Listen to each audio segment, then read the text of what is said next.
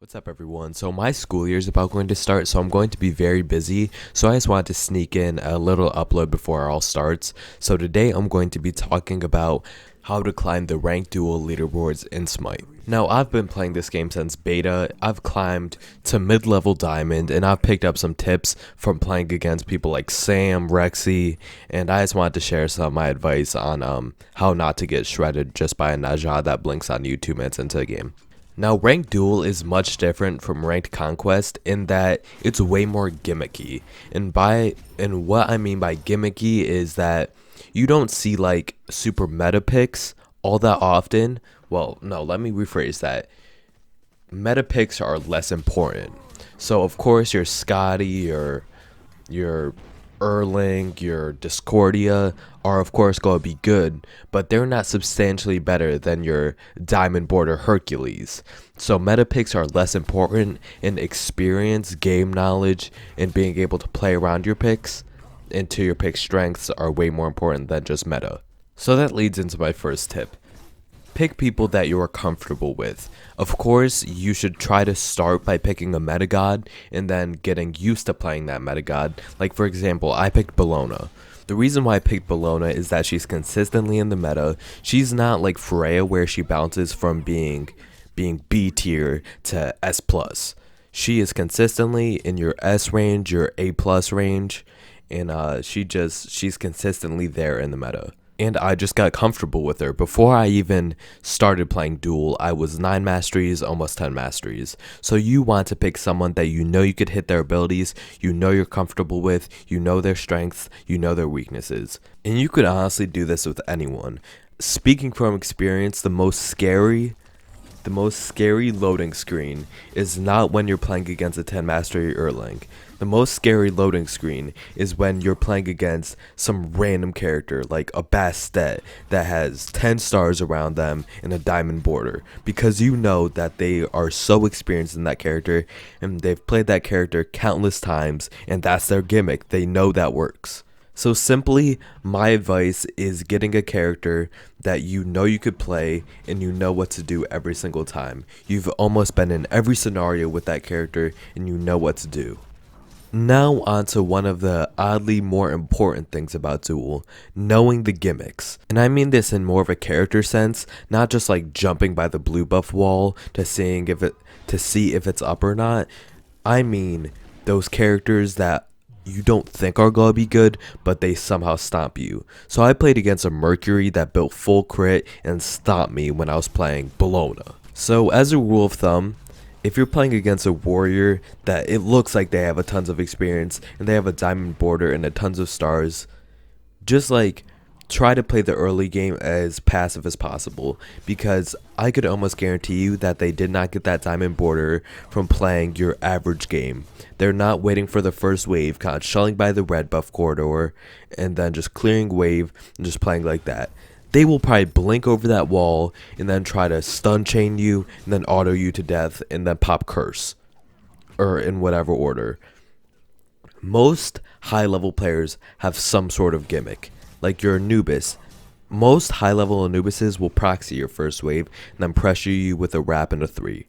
Lokis, they'll do the same thing. They'll proxy and then they'll try not die early game, since Loki doesn't have a great early game. So just try to get as much experience as possible, watch videos, and see what people do with certain characters. And like I said, as a common rule of thumb, if they have a diamond border on a random warrior, just assume that they're going to try to blink over the wall and just stop you early game. Next is a common mistake that I see in new duel players, and something that I do often when I'm just tilted, is F6ing too early. So this kind of ties into knowing your character, but some characters play better at different phases of the game. So if you're playing a mid to late game character, don't F6 just because you got first blooded. Wait it out a little bit. Even if you're playing a mirror match, dying once does not dictate the game. The other person will make mistakes, so you just have to capitalize on those. So I'm not going to say don't ever F6, because sometimes F6ing is a good thing. Sometimes just F7 mentality is not a good thing, because when you're losing and when you're tilted, that could build bad habits. So it's acceptable to F6 if you're an early game god that's in the late game and you're pushed back to your Titan with half health, then okay. But don't F6 just out of tiltness. Don't F6 just because you're tilted 5 minutes in. Wait it out a little bit. Another very key detail to Duel is building correctly. I'm not going to say my in-game username, but I played against Sam the Dude the once. I played against Sam once, and I got destroyed. I had a 2-minute lead because he had to go and fix his audio or whatever. So I paused, but then the pause ran out, and I had a lead. So I was playing Anubis, he was playing Anhur, and Anubis plays very good from ahead. But the one key reason why I lost that game is I didn't build right. I got greedy, and instead of building cooldown boots and breastplate, I built pen boots and hide. So just side on the side of being more conservative. Don't dive into pen boots when the other person doesn't really have defense yet. You could adjust your build later. Just try to build more safely, more conservatively, unless you know for a fact that you need hide. You need pen boots. And just as a general rule of thumb, breastplate is almost always better than hide. This really isn't a blanket tip, but I usually just build defense third item. I usually go Genjis against a mage, unless it's like Anubis or Hell, then I'll build Pestilence, and then against physical characters, I build Breastplate. And then last but not least, you have your farming.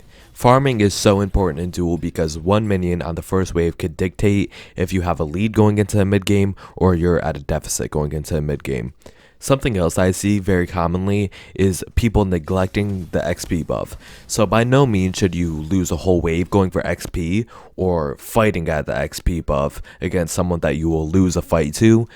But in between waves, if XP is up, go try to get XP. Get your blue, secure your own blue. But of course, do not die for it. I see too many people trying to contest red buff early game and then just dying for it. Red buff is very important, but don't get first blooded for getting red buff.